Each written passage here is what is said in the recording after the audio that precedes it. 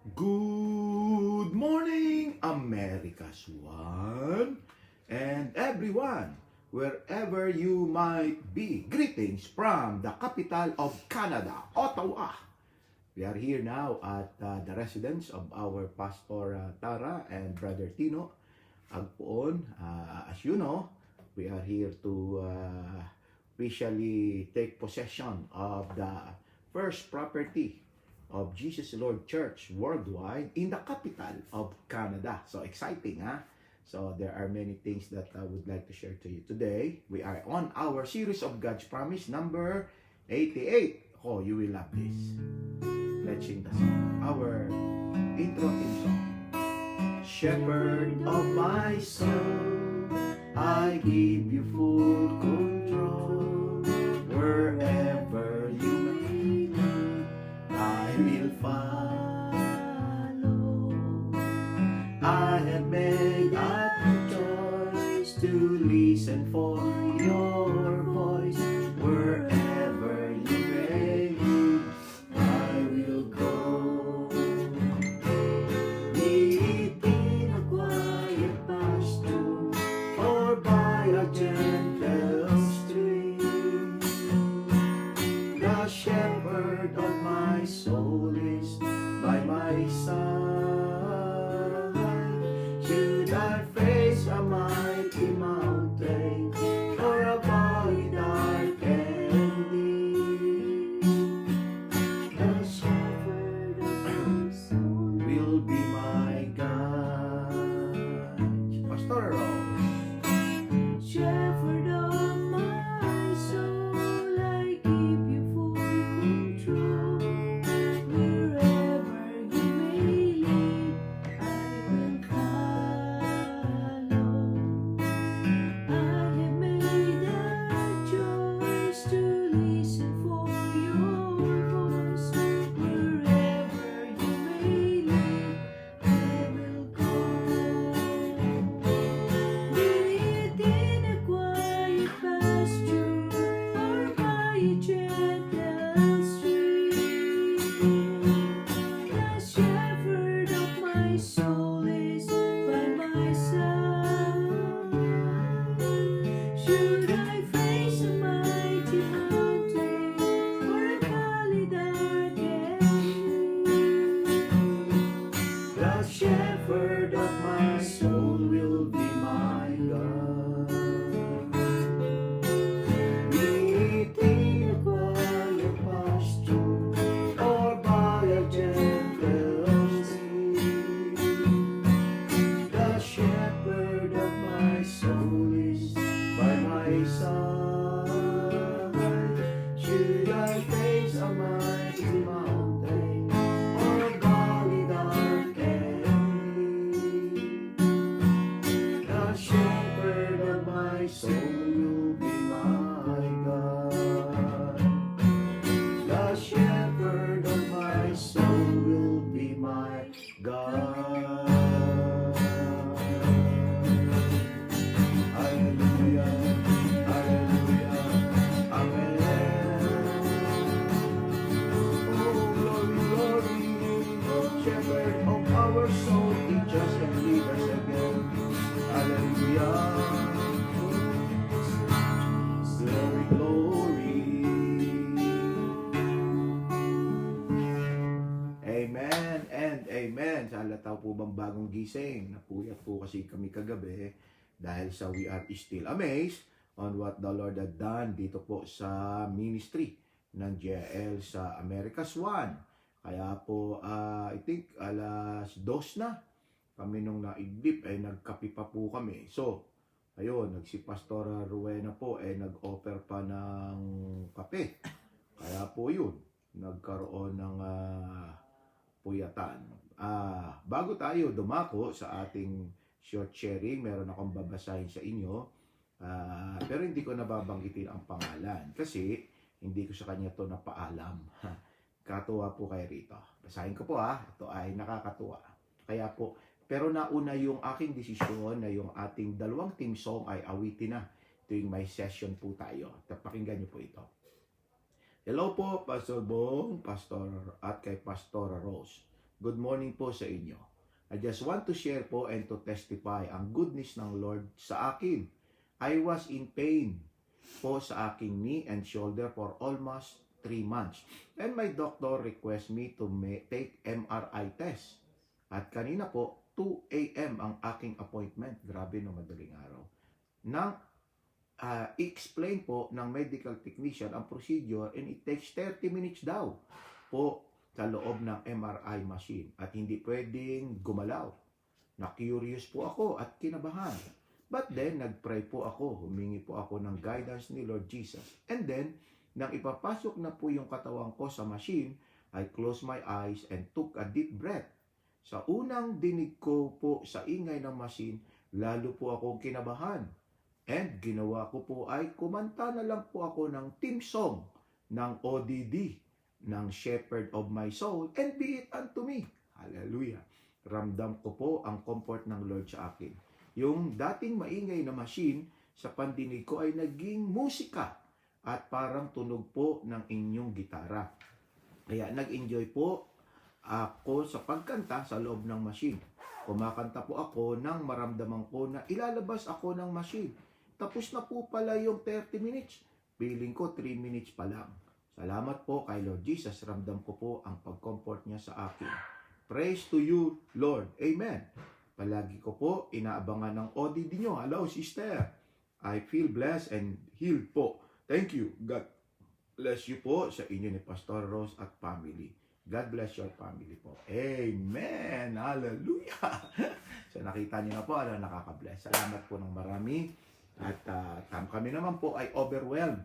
Actually po, puntahan natin ang ating team and hopefully ma-share ko sa inyo ang kaunting patotoo ng ginagawa ng Lord dito po sa ministeryong ipinagkatiwala sa atin. Nako, maganda yung ating promise number 88, James chapter 1, 17 to 18. Basahin ko po sa New International Version Translation. Sabi rito, every good and perfect gift is from above, coming down from the Father of the heavenly lights, who does not change like shifting shadows. He chose to give us birth through the word of truth, that we might be a kind of first fruits of all He created. Wow! Hallelujah! So, ito po ang ating pong promise number 88 ay simply, every good and perfect gift is from above. Nako, ma-appreciate nyo po ito along the way. Pakinggan nyo po. Una pong backgrounder, ang Book of James po ay pinaniniwalaan. It's believed to be written by James, the half-brother of the Lord Jesus Christ. You remember there are two apostles or disciples of the Lord Jesus Christ, James. Si James the Less and James the Just. Si James the Less, brother o the Zebedee po yun. Si James the Just is the half-brother of the Lord Jesus Christ. At ito po ay pinaniniwalaang nasulat noong around AD 33 or AD 35 na lumilitaw. This is the earliest book of the New Testament. Parallel nito si Book of Job, the oldest or the first book of the Old Testament or even the whole Bible. Kaya very interesting po ang kanya pong writings. Ang kanya pong recipient ay the 12 tribes of Israel. Probably ito po ay kanyang ibinigay o isinulat during that time po that the Christian were just Jewish people and has scattered. Ito po nung nangyari po after the persecution or the martyrdom of Stephen. Kaya po nag-scatter ang mga Christian at that time. After the Lord Jesus Christ died and rose from the dead, si James po ang isa sa pinaniniwalaang leader of the church. Eventually po si Peter. Pero during that time po, si James ang kinikilala nilang tagapanguna. Siyempre, half-brother ni Jesus. So, siya is a very theologian, matalino, and of course, spiritual. At alam niyo bang si James ay pinaniniwalaang the most prayerful apostle na yung kanyang tuhod become like the knee of the camel. Naku, grabing manalangin. He keep on praying. Ito po siya. Kaya po, napaka-matured ng context ng kanyang writing. So, ayan po ang konting backgrounder. Ang kanya pong tema sa kanyang pagsusulat po ay about overcoming the sacrifices and how we look at the trials and persecutions that we have in our lives. Tong verse po na ito, that every good and perfect gift is from above. Alam niyo po ba kung saan galing ang kanyang discussion, sa kanyang pag-share? He was talking first about welcoming trials and persecutions with joy. And another thing po, doon po sa chapter na ito, ng chapter 1, mababasa niyo po diyan ang kanyang pong presentation that if you lack wisdom, ask from the Lord. So talaga pong matured itong teaching o ang epistle ni James. So it's about overcoming sin and temptation. So nandoon po 'yon sa kanyang chapter 1. At of course, believing that there will be rewards. Tulad po ng napag-aralan po natin kahapon, I think there will be rewards. At finally po, second to the last po is that we must always be careful about sin. That sin will always be punished by the Lord. And we should not think that God is the one tempting us. At dito po, sa verse 17 po and verse 18, bago po siya mag-change ng kanyang topic, kasi change niya na po pagdating sa verse 19, is that every good and perfect gift is from above. So, he was looking at us or saying to us, yes, there might be persecution, yes, there might be trial, but we can have wisdom on how to face them. And if you can look at life, every good and perfect gift is coming from above. So, in this verse, he was giving us hope. He was giving us encouragement that in spite of all the troubles and trial, there are good and perfect gifts that comes from above. 4 applications that can encourage us in this verse. Number 1, lesson to believe. Number 1, it is teaching us where to find the best or the good and the best gift in this life. He said, from above. So it means from God. So, he was teaching us, like for the people who are trying to find the worth of their life, to find the best thing in life, he was teaching them, look above. It is from above. That's number 1. So, it's answering the where to is the good and the perfect gift, where it's coming from. Because during his days, like many of us, we are looking for something good, for something best in our life. And he was saying, look up. It's from God. Number 2, if you have already good or perfect gift, he is teaching us to recognize where it came from. It's not from your own effort. It's not because you are good. It's not because you are better than others. But it is gift from God. So he's teaching us humility. That if you have good life, it's not because you're smarter than other people, but because you receive a gift from God. That's number 2. And number 3, it teaches us to see it just as a gift. So we should not boast. It's a gift. You know what the meaning of gift? Like a reward. So it is given freely because of the love of God to each and every one of us. And number 4, actually, just in verse 18, I just discovered this. As we read verse 18, it says, He choose to give us birth through the word of truth, that we might be the first fruit of all He created. So, just for me, I hope you agree. Number 4 is, you are the good and perfect gift to your family, to your community, and to your church. That's your value. God gave you into your world, into your community as from above. You are the good and perfect gift. So do not look down upon yourself. Maybe you are not as smarter as others, you are not as rich as others, but you are God's good and perfect gift coming from above, because we are born again. We are born from above. John chapter 1, verse 12 to verse 13. Amen. And of course, number 5, the last lesson to appreciate in this promise or belief. By the way, this is a statement, not a promise, a statement. This is a kind of declaration of God through Saint James, that every good and perfect gift is from above. So it's help us to value ourselves, value everything, and if you are expecting something good and something perfect, look up. It comes from above. So lesson number 5, to believe your family and everything that you have are good and perfect gift from God for you. So it teaching us to appreciate your life. So every time you look around, every time you look at the member of your family, remember James chapter 1 verse 17 to verse 18. Every good and perfect gift is from above. Amen? So, I hope that you begin to appreciate the goodness of the Lord in your life. And if you are looking for something that is good and perfect, gift, look up. He will be the one giving it to you. And every time you ask how valuable you are, look at the mirror and see the good and perfect gift of God to your family, to your community, to our church, and to our generation. And every time you look at your family members, they might not be perfect, but they are good. But it fits you, so they are perfect gift of God. They are the right person for you. Perfect does not mean flawless, but perfect means fitting in. It means that it is the right one for you.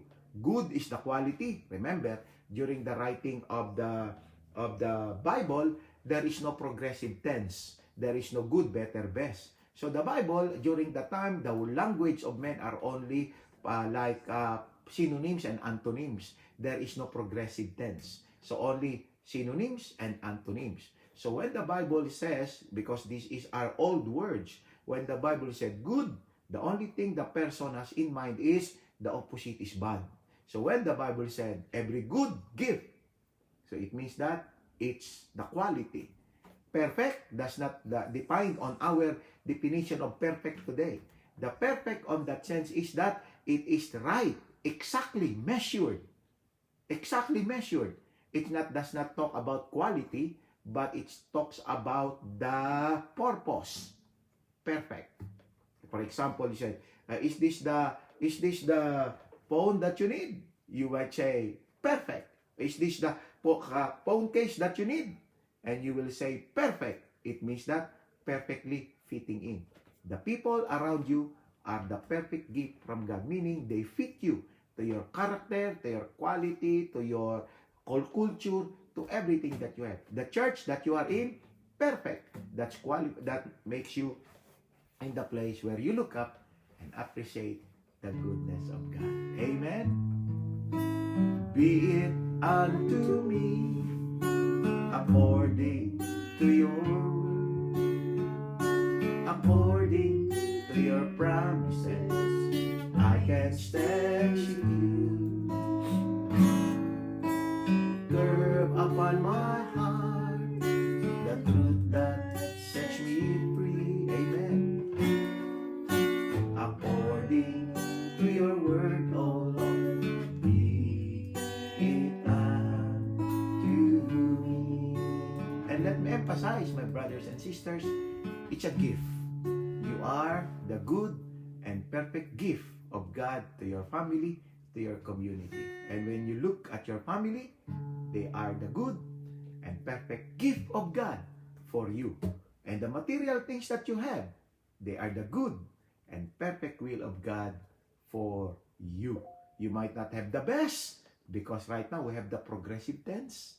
You might not have the best cell phone, but what you have is what is good and perfect gift of God for you. It fits you. Amen. So, you promise your blood will deliver. Lord, we believe it's true. You promise us joy like a river. Lord, we receive it from you. These things you have spoken, and you bring it to pass. This word is appearing, but your word will last. Be it unto me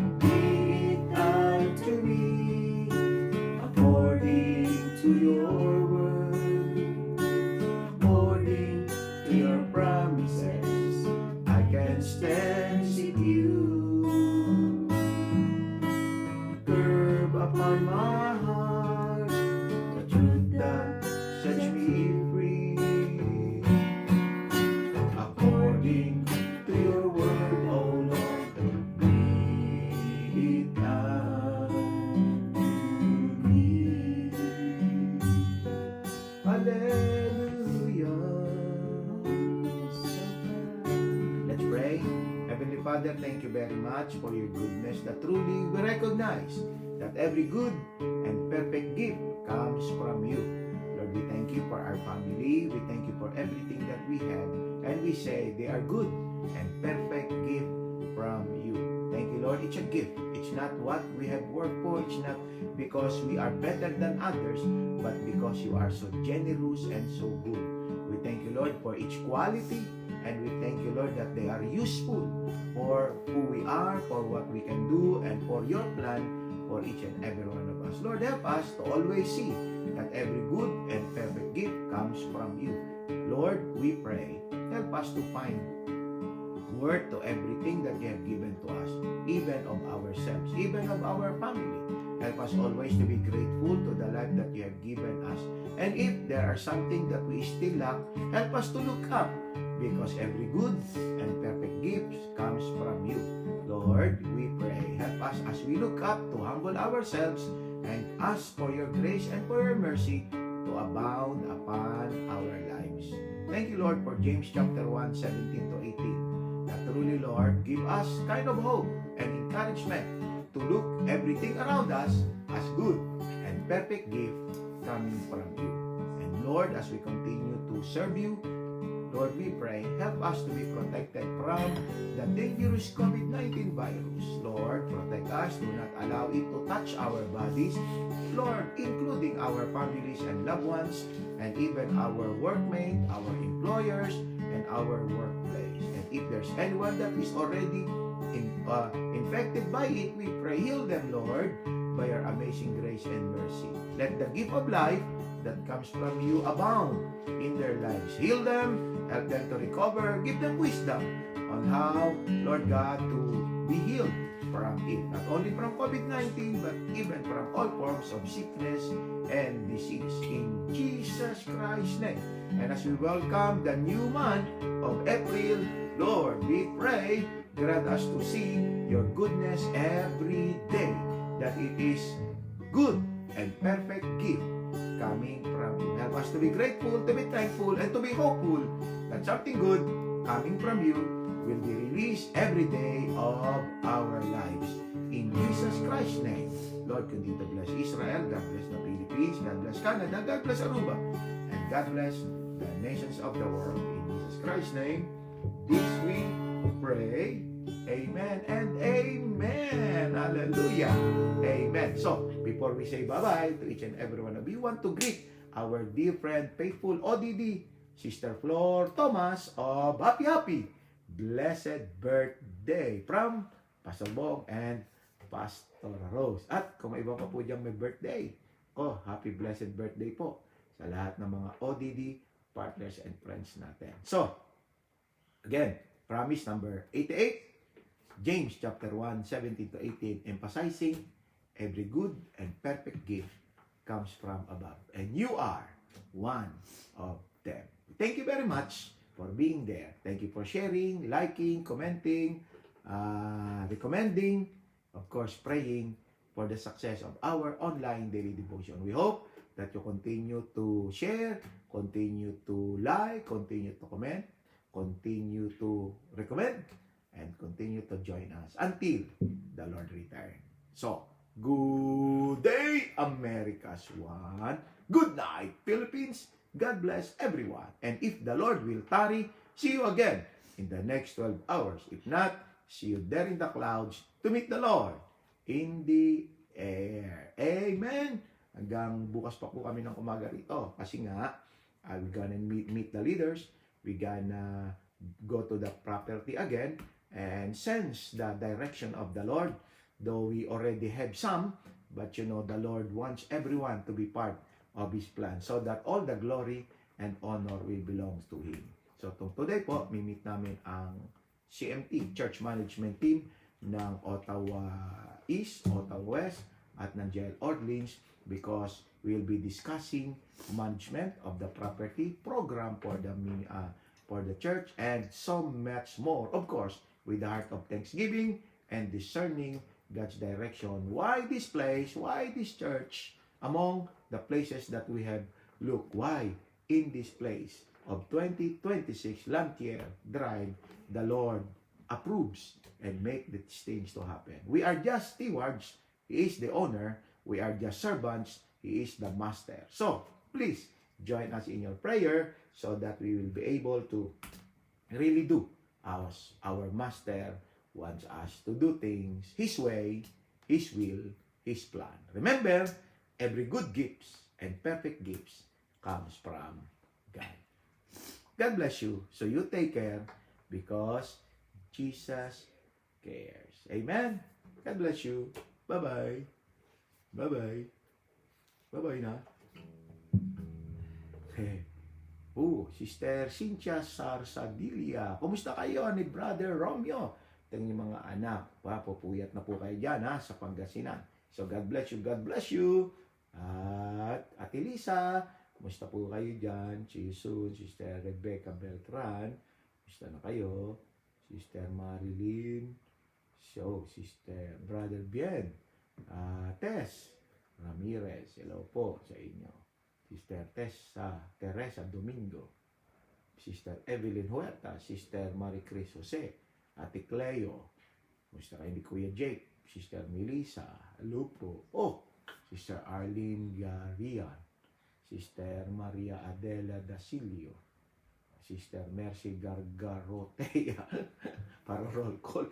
Sige na po. God bless you. Bye-bye. God bless you. You take care because Jesus cares. Bagay naman pala sa akin kahit nakatayo ang buhok eh. Sige po. 2 hours lang yata tulog namin. God bless you. Bye-bye. So, amen. Bye-bye na.